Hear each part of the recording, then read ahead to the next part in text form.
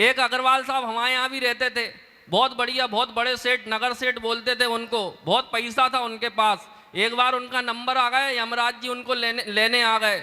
बढ़िया खुश रहते थे अग्रवाल साहब। जैसे ही यमराज जी लेने आए तो अग्रवाल साहब थे। उन्होंने कहा, यमराज जी मेरे दादाजी के बाद पहली बार आप घर आए हो, ऐसे नहीं जाएंगे, आओ पहले बैठो, बढ़िया मस्त खाना वाना खाओ, बढ़िया आराम करो, फिर चलते हैं। उसने 56 भोग लगाए यमराज को। यमराज ने बढ़िया खाना दब के खाया, यमराज को नींद आ गई, सो गए। तो 2 घंटे बाद यमराज उठे, तब तक अग्रवाल साहब ने यमराज की जेब में से लिस्ट निकाली, उसमें सबसे ऊपर उनका नाम लिखा था, ऊपर से नाम काट के सबसे नीचे लिख दिया। 2 घंटे बाद जब यमराज उठा तो बोला, सेठ मजा आ गया यार, तूने मेरी बड़ी खातिरदारी करी, मैं तुझसे खुश हूं। अब मैं एक काम करता हूं, ये लिस्ट नीचे से शुरू करता हूं। तो टेंशन का कोई भरोसा नहीं। मेरा तो एक दोस्त है, बढ़िया जा रहा था मस्त अपनी गाड़ी में, गाने लगा के बेबी डॉल में सोना दी, बेबी डॉल में सोना दी, बढ़िया टेंशन फ्री होके जा रहा था। अचानक एक लड़की सामने आ गई, एक्सीडेंट, उसका दिमाग खराब। बोले ये कहाँ से मुसीबत आ गई। वो उस लड़की को लेके अस्पताल गया, डॉक्टर से कहा इस लड़की को बचाओ वरना मेरे पे केस बन जाएगा। डॉक्टर गया, ऑपरेशन थिएटर में लेके लड़की को, 1 घंटे बाद आया, मेरे दोस्त से बोला बधाई हो, लड़की बिल्कुल ठीक, भैया इसको सही कर दो, इसका चलन अच्छा नहीं लग रहा, चरित्र मुझे सीटी मार रहा मुझे देख के। माना कि मैं सुंदर हूं लेकिन इतना भी नहीं हूं कि मुझे देख के मारे। अच्छा, मुझे तो ये मफतलाल जी ने संचालन बिल्कुल ऐसे दे दिया, भगवान कसम, जैसे कि पार्टी वालों ने राहुल गांधी को कांग्रेस का। कई लोगों को कल तक समझ में आएगी।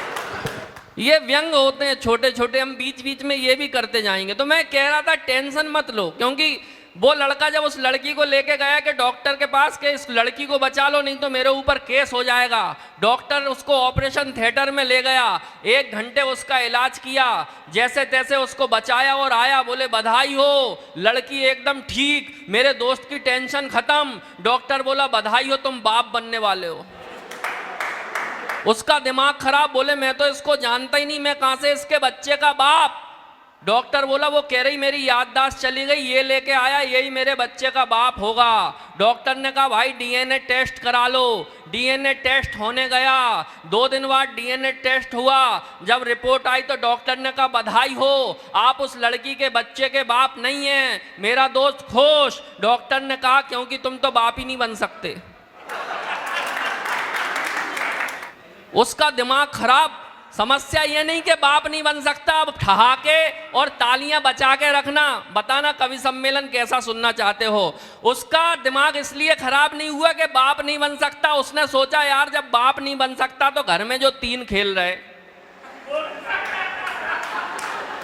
अभी भी तालियां नहीं आ रही। तो मेरा मतलब यह है कि टेंशन मत लो, कविता को कविताओं की तरह सुनो, क्योंकि ये कवि जब कविता लिखते हैं तो कहते हैं कि कविता लिखना खेल नहीं है, पूछो इन फनकारों से। कविता लिखना खेल नहीं है, पूछो इन फनकारों से, ये सब लोहा काट रहे हैं कागज के तलवारों से।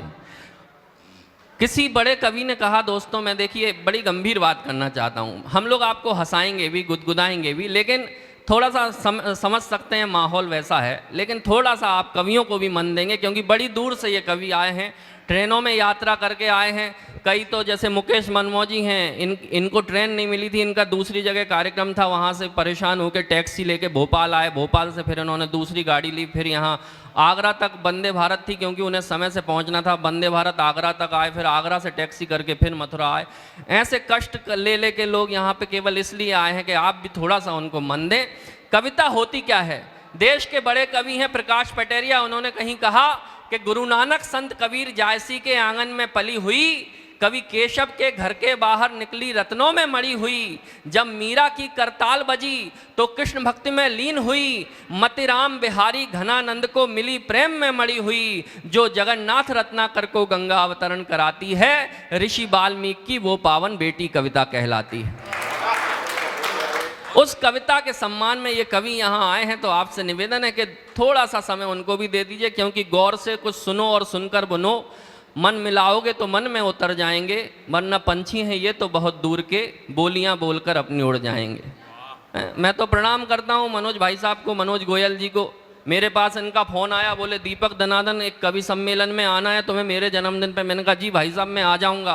बोले कितने पैसे लोगे? मैंने कहा मैं 40,000 रुपये लेता हूँ। बोले पागल हो क्या, आशीष सोनी तो बहुत कम में आ रहा है। मैंने कहा कितने कम में आ रहा है? बोले बहुत कम में आ रहा है। मैंने कहा कितने कम में आ रहा है? बोले बहुत कम में आ रहा है। मैंने कहा एक काम करना, जितने में आशीष सोनी आ रहा है उससे 100 रुपये कम देना। ये बोले आ जाओ। यहाँ आके पता चला कि आशीष सोनी 100 में ही आए। ये कवियों की हालत है। कौन बनेगा करोड़पति में मेरा सिलेक्शन हो गया।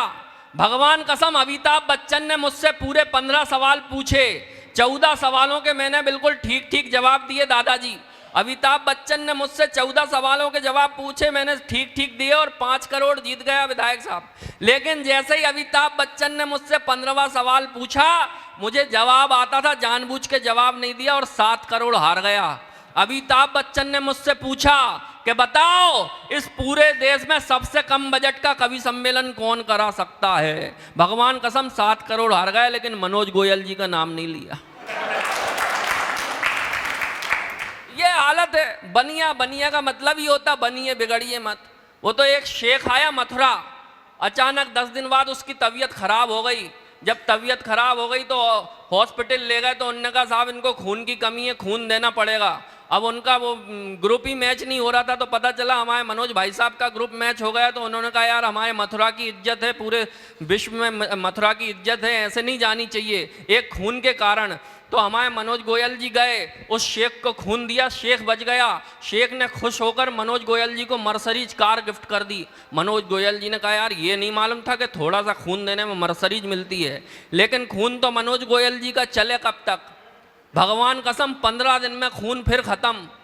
इस बार शेख दुबई में, फिर मनोज गोयल जी के पास फोन आया, बोले उसका खून फिर खत्म हो गया। मनोज गोयल जी ने सोचा कि यार पहले जब खून दिया था तो मर्सरीज मिली थी, इस बार तो पता नहीं क्या मिलेगा। इन्होंने आनंद फानंद में पासपोर्ट बनवाया, वीजा बनवाया, दुबई चले गए।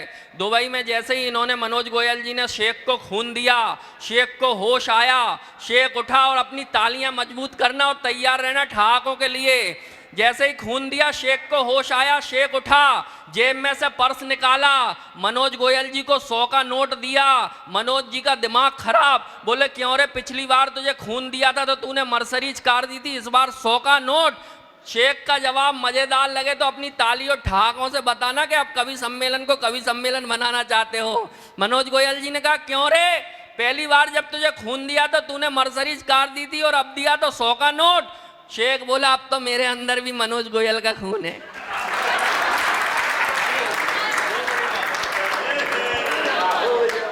ये सब चीजें चलती रहेंगी, लेकिन आइए मैं इस कवि सम्मेलन को हंसते हंसाते हुए प्रारंभ करना चाहता हूं। मैं चाहता हूं कि देश का एक लाडला हास्य व्यंग का कवि जो इन दिनों अपनी कविता के माध्यम से पूरे देश में छा रहा है और उसकी कविताएं लोगों के दिलों पर राज कर रही हैं, उसका नाम होता है आशीष सोनी, जो नरसिंहपुर से हमारे बीच पधारा है। हास्य का बड़ा कवि है साहब, और बड़ा कवि हास्य का वो तब बनता है जब वो हाजिर जवाब होता है। हाजिर जवाब क्या होता है? अभी हम लोग एक कवि सम्मेलन से लौट रहे थे, ट्रेन में बैठे थे, हम लोग सोने की तैयारी में थे, तो देखा हमारे सामने की बर्थ पे 4 लड़कियां आराम कर रही हैं, बातें कर रही हैं आपस में। एक ने कहा तुझे कैसा पति चाहिए, तो पहली वाली ने जवाब दिया अपने को तो करोड़पति चाहिए। दूसरी वाली से पूछा तुझे कैसा पति चाहिए, बोली अपने को तो 50-50 लाख के 2 चल जाएंगे। तीसरी वाली से पूछा तुझे कैसा चाहिए, बोले अपने को तो 25-25 लाख के 4 चल जाएंगे।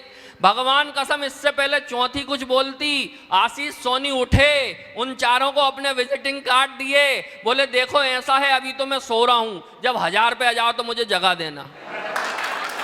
अपने जख्मों को भी आईना बनाया हमने, आपको हंसता हुआ चेहरा दिखाने के लिए। इतना आसान नहीं खुद का तमाशा करना, कलेजा चाहिए लोगों को हंसाने के लिए। जोरदार तालियों से आवाज दें भाई आशीष सोनी।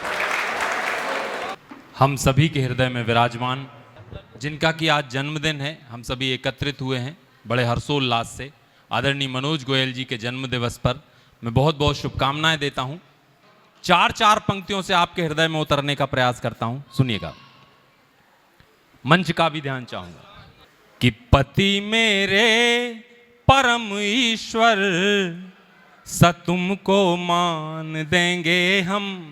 आजकल की पत्नियां कैसे हो गई साहब, सुनिएगा, सभी का ध्यान चाहूंगा कि पति मेरे परम ईश्वर स तुमको मान देंगे हम, तुम्ही पे दिल लुटाएंगे, तुम्ही पे जान देंगे हम। मगर सुन लो यदि कल तक नई साड़ी न दिलवाई, तो जिस छलनी से देखेंगे उसी से छान देंगे हम। और सुनिएगा, 4 पंक्तियों से फिर से आपके हृदय में उतरने का प्रयास करता हूं कि कभी जानू कभी बेबी, कभी सोना बुलाती है, कभी जानू कभी बेबी, कभी सोना बुलाती है। कल मैंने अपनी श्रीमती जी से पूछा, मैंने कहा मैडम आपके माथे पे ये आप बिंदी क्यों लगाती हो? बोले अरे नहीं, ये बिंदी थोड़ी है, ये तो साक्षात आप हो। मैंने कहा ऐसा, ये मैं हूं? बोले हाँ ये आप हो। मैंने कहा मतलब ये आशीष सोनी है? बोले हाँ ये बिंदी नहीं है, ये आशीष सोनी है। मैंने कहा और भाभी जो अपने माथे पे लगाती हैं? बोले वो भाई साहब हैं। और मैंने कहा माता जी जो अपने माथे पे लगाती हैं? बोली वो बाबूजी हैं। मैं साहब गर्व से बहुत भर गया। मैंने कहा बताओ, अपन को माथे पे लगा के अपनी श्रीमती जी चल रही हैं। लेकिन वो गर्व का विषय ज्यादा देर नहीं चला साहब। जब मैं सुबह बाथरूम में गया तो मैंने देखा कि 3-4 आशीष सोनी नल में चिपके, 4-5 भाई साहब दरवाजे के पीछे चिपके, और आपकी तालियां तो अब आएंगी जब मैंने देखा कि 7-8 बाबूजी कमोड के नीचे लगे हैं। आइए आदरणीय गोयल साहब का अभिनंदन करने के लिए हमारे अति विशिष्ट अतिथि पधारे हैं। पूर्व मंत्री श्री रविकांत जी आज के बर्थडे बॉय मनोज गोयल जी के स्वागत में एक बार जोरदार तालियां बजाकर हम गोयल साहब का और मंत्री जी का अभिनंदन करें। एक बार फिर से तालियां बजाकर आदेशित कर दें और मेरी तरफ थोड़ा सा ध्यान आपका आकर्षित करना चाहूंगा कि कभी जानू कभी बेबी, कभी सोना बुलाती है। आजकल बच्चे भी बड़े शातिर हो गए साहब। कल मेरा बेटा मुझसे पूछने लगा पापा आपकी शादी किससे हुई? मैंने कहा बेटा तेरी मम्मी से। और बोले चाचा की? मैंने कहा तेरी चाची से। और बोले दादा की? मैंने कहा तेरी दादी से। बोले अच्छो यार, घर के घर ही में सेटिंग कर ली। कि कभी जानू कभी बेबी, कभी सोना बुलाती है। वाह। कभी वो लाड़ करती है, कभी मुझको रुलाती है। क्या बात है। छोटा बेटा मेरे बड़े बेटे से भी खतरनाक साहब। परसों हम दोनों, मैं और मेरा छोटा बेटा दोनों साथ में टीवी देख रहे थे। तो टीवी पर कुछ एक गाना आया तो उसमें थोड़ा सा कुछ आपत्तिजनक सा दृश्य था। मैंने सोचा कि यार ये दृश्य जो है बाप बेटे को साथ में नहीं देखना चाहिए। तो मुझे लगा कि ये बेटा उठ के चला जाएगा, लेकिन पट्टा अपना ही तो बेटा था, वो नहीं हिला साहब कुर्सी से। फिर अपन को ही शर्म आई, अपन ने कहा चलो यार अपन ही उठ जाओ। तो अपन उठ के थोड़ा सा बालकनी में चले गए। 5-1 मिनट बाद अंदर से उसकी आवाज आई कि पापा अंदर आ जाओ, वो सीन तो निकल गो। कभी जानू कभी बेबी, कभी सोना बुलाती है। वाह।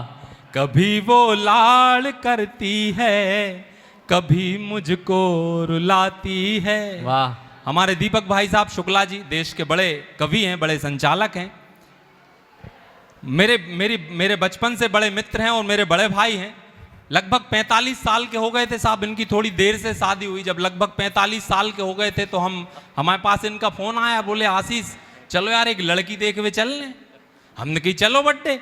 हम दो ही साहब दोनों जन उस लड़की के घर गए तो इनको देख के लड़की की माँ बेहोश हो गई। जैसे तैसे करके साहब पानी आनी किंच के उस माँ को जगाया गया और पूछा उससे कि क्या हो गया। अरे क्या हो गया? बोले 15 साल पहले जे हमें देखवे आए थे। कभी जानू कभी बेबी, कभी सोना बुलाती है। वाह भाई वाह। एक बार साहब 3 इंजीनियर एक साथ मरे। बड़ा अच्छा वाकया याद आ गया, आप सभी के सामने हाजिर करना चाहता हूं। एक बार 3 इंजीनियर एक साथ मरे साहब, संयोग था। एक भारत का, एक पाकिस्तान का और एक अमेरिका का। तीनों साहब जब यमराज के द्वार पे पहुंचे तो वहीं रोक लिया गया साहब। पूछा कि कहां कौन हो, कहां से आए हो। पहले ने बताया कि हम इंजीनियर हैं, भारत से आए हैं। दूसरे से पूछा, बोले हम इंजीनियर हैं, पाकिस्तान से आए हैं। तीसरे से पूछा, बोले हम इंजीनियर हैं, अमेरिका से आए हैं। तो यमराज बोले बड़े अच्छे टाइम पे आए हो यार। जो यमराज को जो द्वार है, स्वर्ग को जो द्वार है, थोड़ो क्षतिग्रस्त हो गए, तो आप जाको एस्टीमेट बना दो। तो सबसे पहले साहब अमेरिका के इंजीनियर से पूछा गया। तो अमेरिका के इंजीनियर ने थोड़ा उसका कैलकुलेशन किया और बोले साहब 29,000 लगेंगे। बोले 29,000 कैसे? आप लोगों के दबाव में मैं चुटकुले ही भूल गया। एक बार जोरदार तालियां बजाकर आदेशित कर दें। पहली बार ऐसा हुआ कि श्रोताओं ने कवि की बोलती बंद कर दी। एक बार तालियां बजाकर मुझे बताएं कि आप मुझे सुन रहे हैं। कभी जानू कभी बेबी, कभी सोना बुलाती है, वाह। कभी वो लाड़ करती है, कभी मुझको रुलाती है। बहुत बढ़िया। वो हर त्योहार पे आके मेरे पैरों को है छूती, वाह। और बाकी दिन सभी बर्तन सभी कपड़े धुलाती है। वाह और बाकी दिन सभी बर्तन सभी कपड़े धुलाती है। बहुत बढ़िया। एक व्यंग से आपको जोड़ना चाहूंगा साहब। स्वागत। मंगल पर सारे विश्व की नजर है कई दिनों से। उस मंगल जैसे शुष्क विषय पर मैंने एक व्यंग लिखने का प्रयास किया है। मंच का भी विशेष ध्यान चाहूंगा। स्वागत भैया। कि नासा का एक वैज्ञानिक मुझसे बोला, नासा का, अमेरिका का एक वैज्ञानिक मुझसे बोला कि सर मंगल पर जीवन की खोज ये प्रोजेक्ट अपना है और वहां की धरती पर घर बसाना अपना सपना है। वाह। तो मैंने कहा इसमें दिक्कत क्या है? भारत का विजन अपनाओ, समस्या बताओ और हल ले जाओ। बोले साहब पहली समस्या ये कि मंगल पर ऑक्सीजन नहीं है। मैंने कहा बस इतनी सी बात, हमारे बाबा रामदेव को ले जाओ, उनके 3-4 चेले चपाटियों के साथ कपालभाति का शिविर लगवाओ। 4-5 दिन बैठ के वहां फूफा फूफा करेंगे, वायुमंडल तो क्या दूसरे ग्रहों की ऑक्सीजन खींच लेंगे। वाह वाह। और कोई समस्या हो तो बताओ। बोले साहब मंगल पे पानी नहीं है। मैंने कहा बस इतनी सी बात, हमारी निशा स्मरणीय मल्लिका को ले जाओ, बिपाशा को ले जाओ, सारा मंगल पानी पानी हो जाएगा, तुम्हारे सारे ख्वाब बड़े हो जाएंगे और जितने भी एलियन अंदर सिकड़े बैठे हैं सबके सब खड़े हो जाएंगे। वाह वाह। और इतने पर भी पानी ना आए तो सन्नी को ले जाओ। सन्नी कौन? सन्नी लियोनी नहीं, सन्नी देओल। वो अपना 2.5 किलो का हाथ जहां भी मारेगा वहीं से पानी निकाल देगा और साथ में गदर पिक्चर का निकाला हैंडपंप फ्री में लगा कर देगा। वाह वाह वाह। तालियां कमजोर हैं आपकी। तुम्हारा पश्चिम, तुम्हारा पश्चिम, तुम्हारा पश्चिम सिर्फ समस्याओं में बहलाता है। वाह। हमारा भारत हल देता है, यूं ही नहीं विश्व गुरु कहलाता है। क्या बात है, क्या बात है। वाह वाह वाह वाह। एक बार पुनः समृद्ध मंच को नमन करता हूं, आप सभी सुधी श्रोताओं को नमन करता हूं। रामगीत। बुंदेली क्षेत्र से आता हूं साहब, बुंदेलखंड से।